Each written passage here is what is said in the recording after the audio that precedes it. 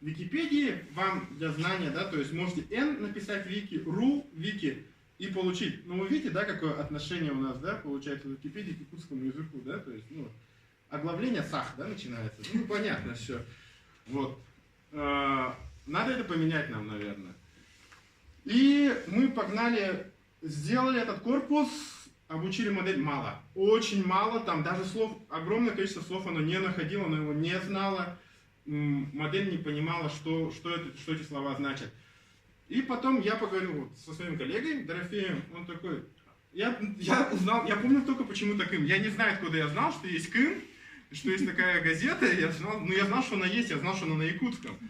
И потом мне Дорофей подсказал это Эдерсас и Саха-Сиря. И, посоветовавшись с Димой, мы вместе решили их спарсить. Спарсили мы их достаточно быстро, и вот они нам такой прирост дали. Саха-Сиря газета, вот эти люди внесли огромный вклад на самом деле. Они, может даже этого не зная, газета не выходит, по-моему, 16 или 17 года, но они нам дали 90 мегабайт текстовых файлов. Просто текстовых файлов. Там ни одной картинки, ничего нету. То, что много весит. 152 тысячи строк. При этом я еще... ну, вот это огромный вклад. Потом это САС, тоже новая газета. И вот они вот такой дали результат нам. Ну, примерно по цифрам понятно. Пойдем дальше, да? По парсерам. Этот слайд нужен для чего, да? Чтобы вы поняли, что писать парсеры на питоне проще пареной репы. Вот. Ну, реально очень просто, для всех, открыто, пожалуйста. Нужно всего две библиотечки, второй, третий питон, ну, лучше третий питон, потому что Vue to False лучше на третьем работает в питоне. И вы пишете, то есть вот эти все парсеры, это, по-моему, для... Парсер, да, давайте, что такое парсер, да? Парсер — это программа, которая скачивает с интернета что-то. В данном случае это программа, которая скачивает с интернета тексты и засовывает их в другой текстовый файл. Ага. Как они работают, да, грубо говоря? Она отправляет запрос на сайт, заходит в статью, и в этой статье находит div, ну, как бы правильно сказать, раздел, в котором находится текст, который написал человек этой статьи. Хватает его и засовывает в другой файл, как у меня на компьютере уже. И он так делает 1000 раз, 2000 раз, 5000 раз, сколько всего есть раз на этом сайте, пока не закончится. И это писать очень легко. Вот, пожалуйста, да, то есть мы там берем какой-то класс, ищем Beautiful Soup на странице класс entry, класс, ну, кто с вебом знаком, все понимают, да, то есть это обычный div, в котором имеет такой класс, и в нем мы берем весь контент, убираем там последние две строчки. Весь контент мы сначала загоняем в лист, а потом из листа мы их загоняем в текст. Обратно в string переводим. Ну, string лист я не буду объяснять, вы это все сами поймете. Я сам не знал Python.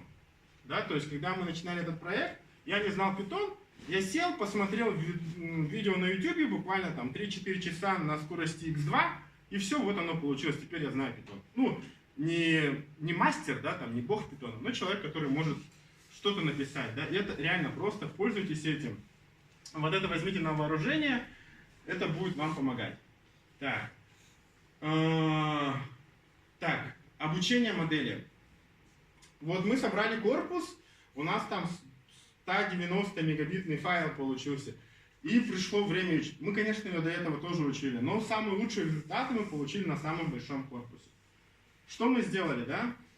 Обучение вот, всей модели занимает все вот. Это 2 строчки кода.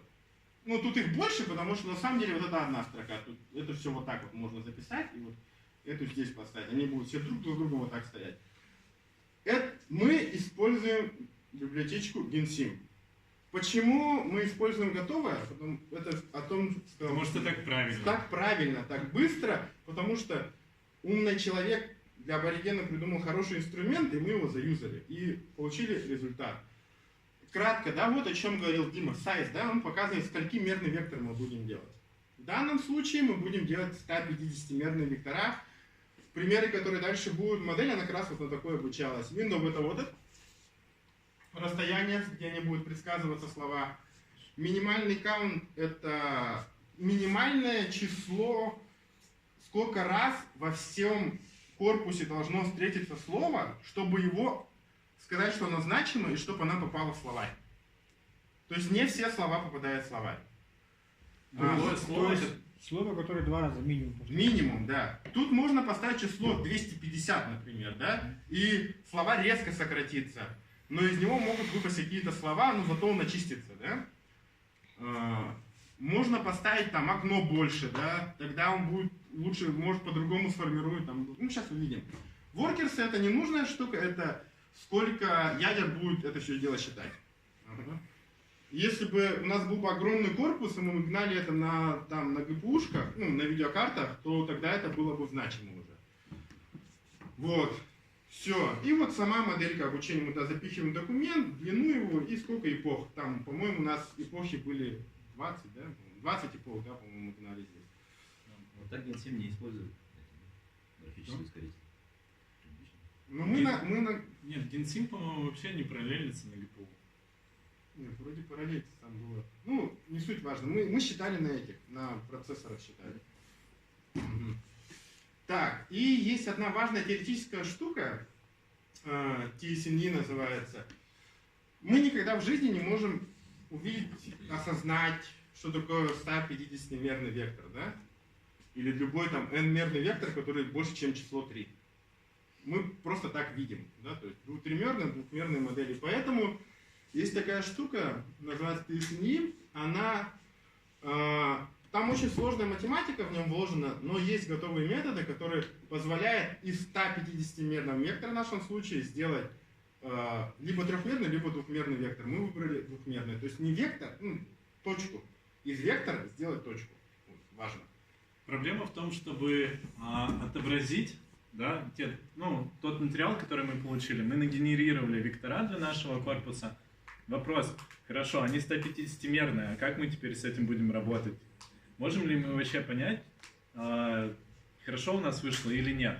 И первая идея, которая приходит на ум, это как-то построить картинку какую-нибудь, да? И TSNE это как раз алгоритм, который позволяет строить проекции на плоскость, то есть строить изображение от многомерных штук. TSNE это очень популярный алгоритм, да, его используют все, в принципе, во всех исследованиях. Вот. Это картинка первых 5000 слов в нашем словаре. Да? Вы можете ее здесь скачать, посмотреть на смартфоне, дома, вот ссылка на Яндекс.Диск. Если хотите, я потом перемотаю, включу ее. Да? Она весит 20 мегабайт, вся эта картинка. Да. Разрешение 15 тысяч на 15 тысяч. Потому что по-другому, даже здесь они, друг на друга заходят. Слова не слишком близко располагаются. Их очень много. И мы сейчас кое-что посмотрим. Первых 50 тысяч по частоте? 5 первых тысяч в словаре. По частоте? Нет. Просто 5. Потому как он сложился в словарь. То есть, получается, слова группируются потому как предложения? Да. Насколько они рядом друг с другом встречаются, в каких контекстах применяются. А вот strings на предыдущих слайдах это были слова? Стринги это были строки, Сколько строк мы в корпусе имеем. А как они сближаются? По значению, по буквам первым или как? То есть, Нет, привет, вот как дела, по будут смыслу. вместе, Что еще раз? да? Привет, как дела, будут вместе. Привет, как дела? Нет, как дела будут... Чем чаще они вместе встречаются, тем... Нет, они не обязательно будут вместе. Вот если мы, например, употребляем «Привет, как дела?» Дела и жизнь будут близко. Да. Привет, как жизнь? Да. Тоже встречается Да, в похожих контекстах, те слова. Понятно. Да, вот эти слова будут по соседству. Вот это изображение, это облако всех слов, да, вот 5000. 5000. И видно, что явно прослеживаются некоторые структуры, да, появляются некоторые облака, которые отделены, и маленькие группки, которые не столь сильно выделяются, но структура заметна, да, то есть это результат работы модели, да. То есть в этой картинке важно расстояние между собой? Важна группировка. То есть где они находятся. Давайте посмотрим вот эти островка поближе. Сейчас мы вот этот островок посмотрим и вот этот. Вот они. Это теги? Это вот эти острова, вот они. Вот этот остров и вот этот остров. Видите, да, что это за острова? Меня. Это... Нет, это женские и мужские имена. Почему, Да. почему полос, интересно, Ну, вот так вот, я не знаю, почему попал. Что попало? полос? Полностью. А, Вот. Голос Родовский. Вот. И они вот так попали. Да, может быть, кстати, по словарю, потому что, видите, не очень далеко они ушли, да, там, ну нет, буквы Ю, да, оказывается. Вот. Это вот эти два острова. Видите, да, как они далеко стоят от основного, да, то есть это слова, вот он понимает, что это особо обособленные слова, то есть они не Часто встречаются. Да, да, они в особых контекстах только применяются. Вот. Потом мы посмотрели, ну, в данном случае, по-моему, здесь островок, где-то вот здесь кусочек мы посмотрели. Это вот, да, то есть, вы понимаете, да, что вот это? Название Да, это название населенных пунктов. Да? То есть он название всех населенных пунктов куда-то вот ближе в одно место засунул. А это? Глаголы, да? Да, это глаголы, обозначающие действие какое-то. Вот. То есть машина, ну,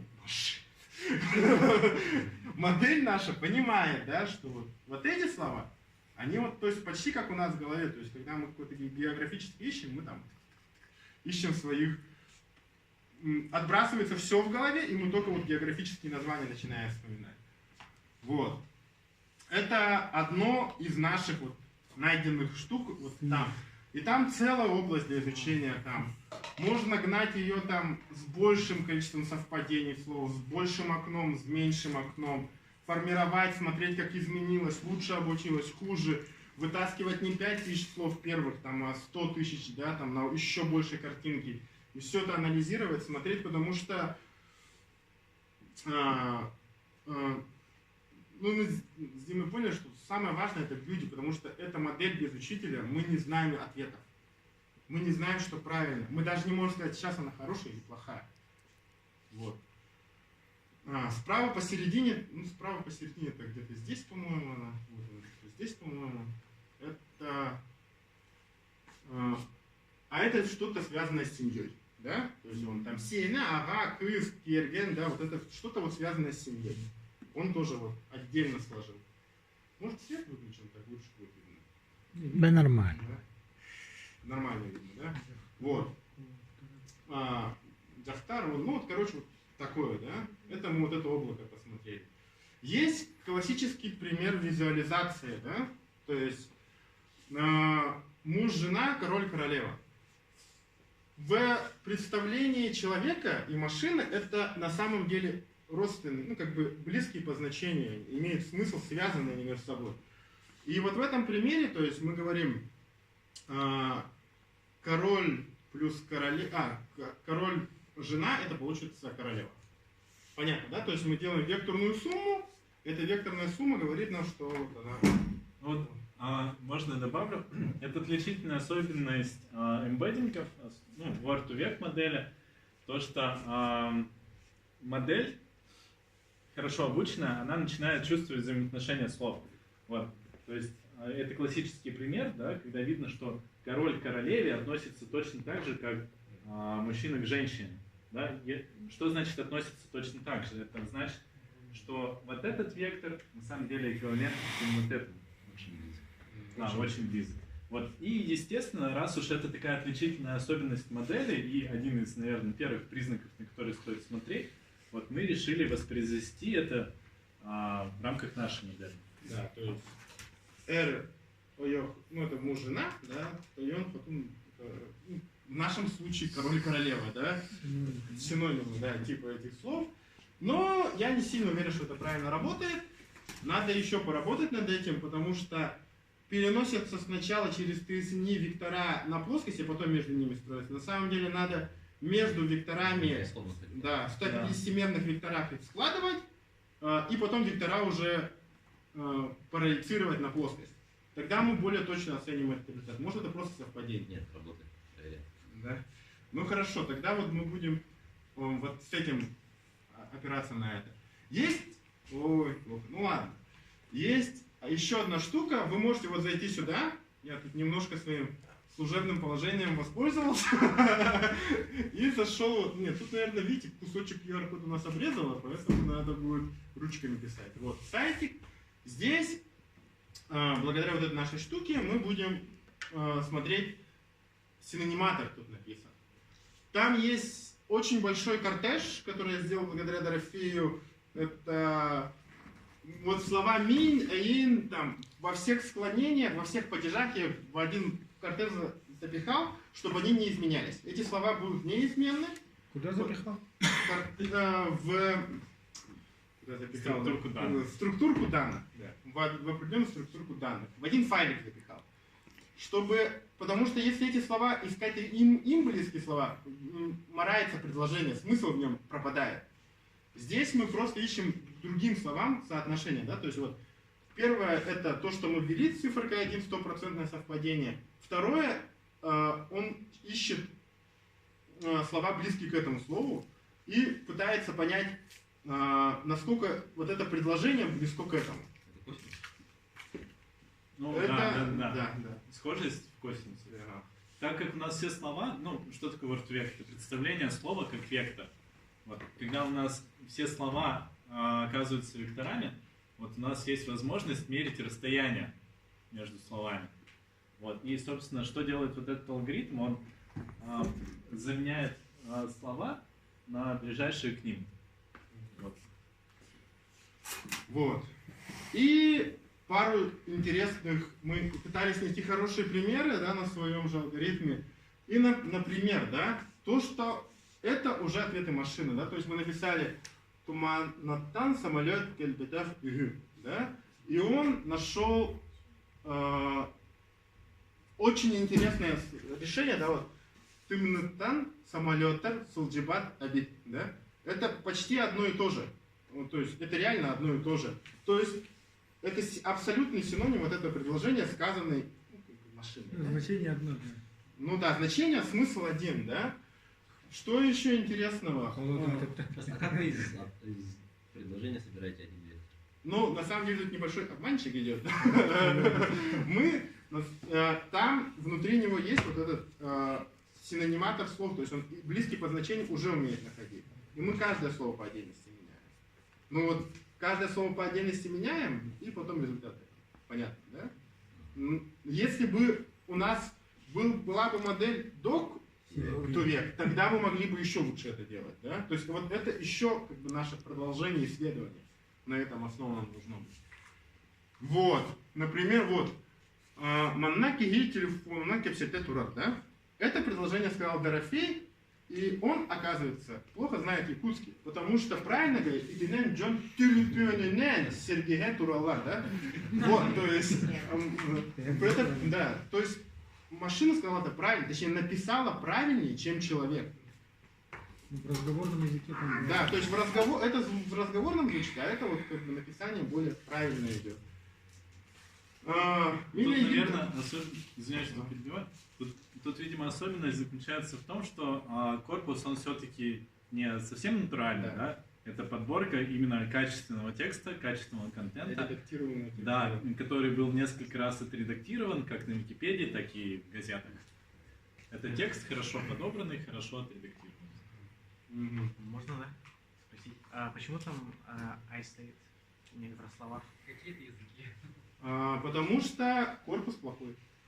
Турецкий. Потому что был такой шрифт Times, в котором вот эти вот якутские буквы были впаяны паяльником на место вот некоторых там украинских, еще каких-то, так и осталось. Вот, да. Ну давайте еще пример посмотрим, да. Мен чаю у аргута урдун, да. И вот он подобрал такой мен чаю уну хочулоку уру. Ну, почти очень рядом это все тоже. Там также, да, вот я тебя люблю. Где-то там пожалеет, да, было туда. Да, вот мин эн долгуйдун, долгуябен, да. Вот, ну тоже очень похоже, да. Ты волнуюсь. Ты волнуюсь. Но когда ты, наверное, какой-нибудь иностранец охмурил нашу якутку тогда. И, ну вот все вот так вот. Ну вот так она работает. Интересно. Согласитесь, интересно, есть какой-то смысл в этом. И вы можете сами это попробовать вот на этом сайте. Он сейчас в интернете висит, можете печатать. любые предложения. Плохо... ну... Это вот и- синоним ваш робот собирает. Да, отвечаю. Да, корпус, да. Не корпус, а модель. И, ну, косяки, как бы без косяков, да, так не бывает. И это еще очень большая часть нашего исследования. Такого не должно быть. Да? Ладно, вот с этим-то еще хоть как-то можно смириться, да, там, со слова «быстрый» сказать, ну, в разговорной речи люди там, не тюрген говорят, а «быстрый», да, и что-то там, типа, вбирают.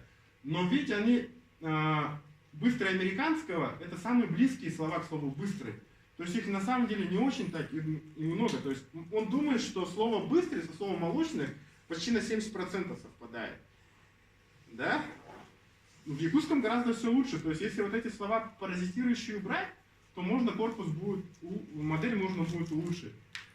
Также вот проблема есть со всякими JPG, там TXT, то, что попадает. Если это тоже отфильтровать в корпусе и потом обучить модель, или, например, взять большую выборку, то тогда все это изменится. Но это будущее, то есть над этим надо работать. Оформление. Да. Это не просто оформление, да, это работа с корпусом. Сложно переработать 190-мегабитный файл быстро, правильно, и это еще маленький, но нужно гораздо больше. Вот. Это, наверное, расскажет Дима, Да. как вы можете участвовать в проекте. Спасибо.